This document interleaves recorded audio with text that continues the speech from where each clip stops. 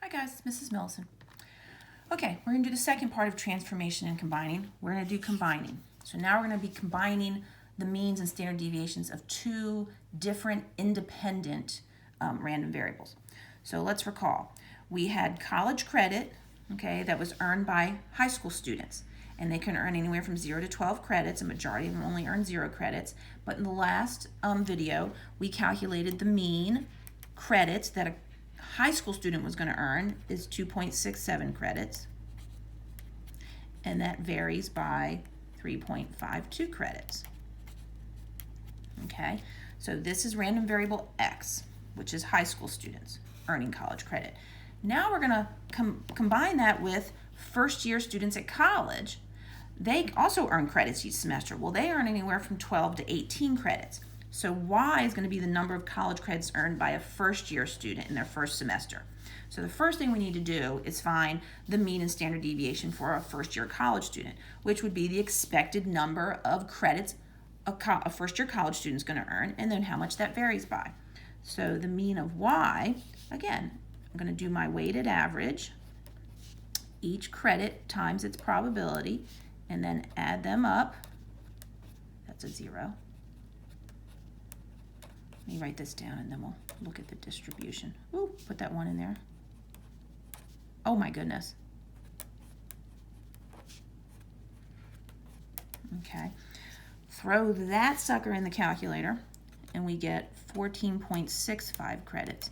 That makes sense. A typical first-year college student is going to make, on average, 14.65 credits. Usually around 15 credits is what a typical college student takes each semester. Okay, standard deviation, yeah, not doing that by hand. Never, never, never. So I'm going to put this in my list. I still have my list in there from the other video. Okay, so my credits are 12, 13, 14, 15, 16, 17, and 18, and then their corresponding probabilities.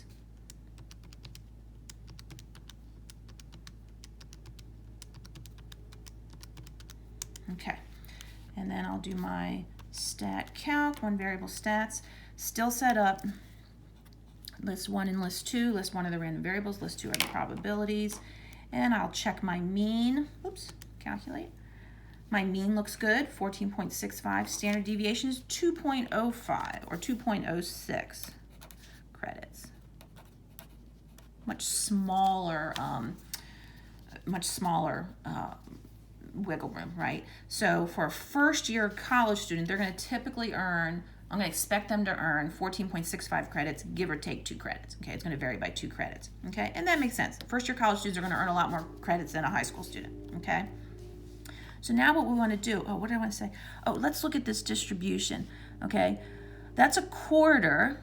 So that's high, and then it goes down, and then it comes back up 30. So this is a bimodal little distribution here, okay? So it seems to have a peak, and then it goes down, then it peaks back up, okay? Where this one was definitely right skewed. I'm looking at the probabilities, okay? Just whatever, just thought I'd say that. Okay, now students attending high school and college are independent of each other. That is very important. Your random variables have to be independent in order for you to combine them. Now, if you were to randomly select one high school student and one first-year college, what is their expected total number of college credits earned? Well, I think that's intuitive. If your typical high school student is going to earn about 2.6 college credits and your typical college student is going to earn about 14.65 credits, don't you think the typical total amount, you just add them together? Yeah, and that's exactly what you do.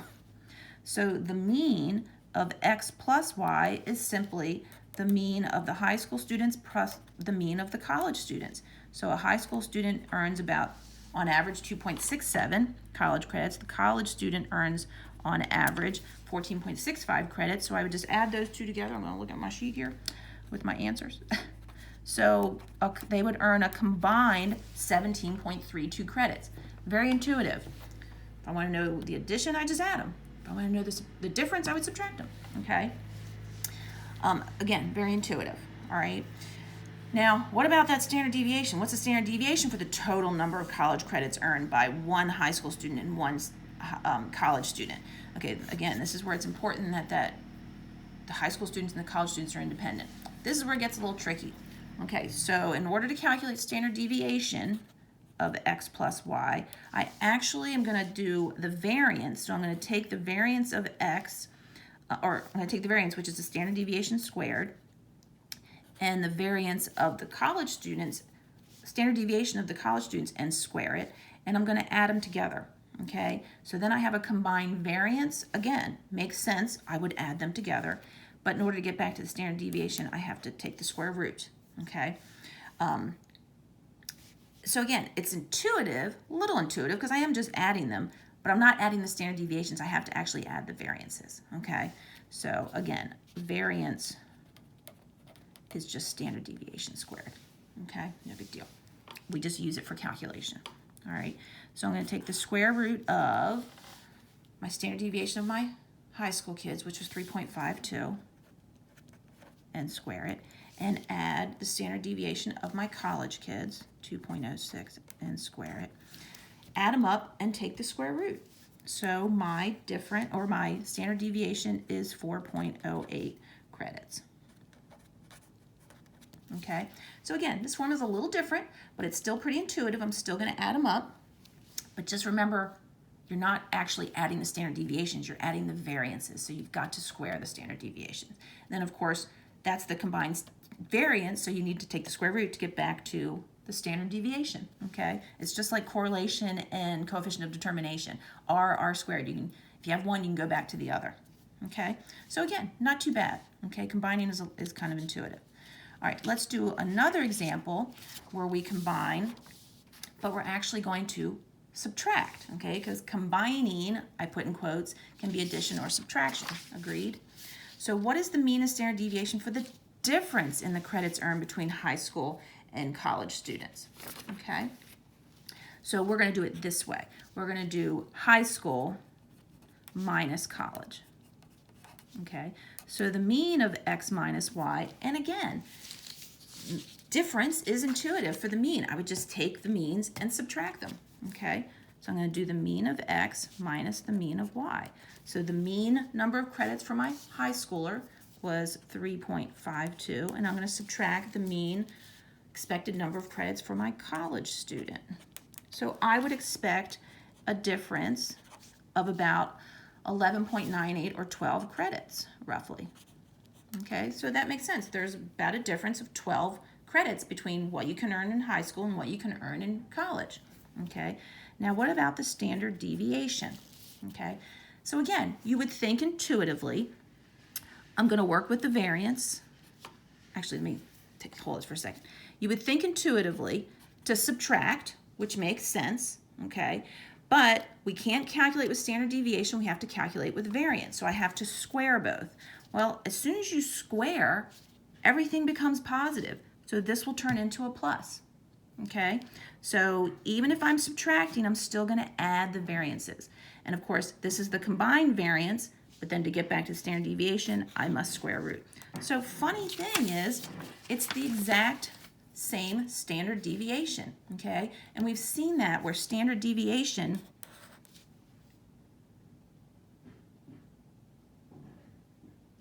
I did that wrong, didn't I? That's not the credits. I'm looking. I'm sorry, guys. The mean credits is 2.67. Sorry about that. 2.67 for the high school minus 14.65. That's negative 11.98. Sorry. Okay. Now for the standard deviations, there's my high school standard deviation and there's my college standard deviation. Okay. So 3.52 squared plus 2.06 squared. And again, I'm going to end up with the same standard deviation, whether I'm adding or subtracting. And we saw that where standard deviation is consistent.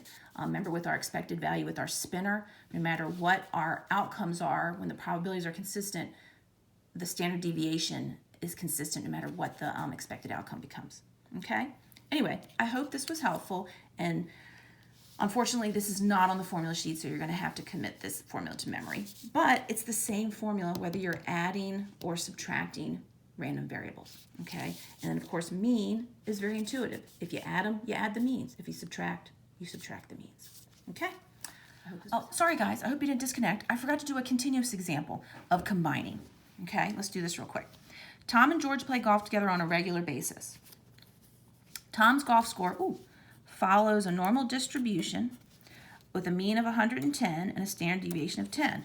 George's golf score also follows an approximately normal distribution with a mean of 100 and a standard deviation of 8. So Tom and George are independent of each other, so important, and their golf scores are independent of each other. So what is the probability that their combined score will exceed 225 points? Or I don't even know if golf is points.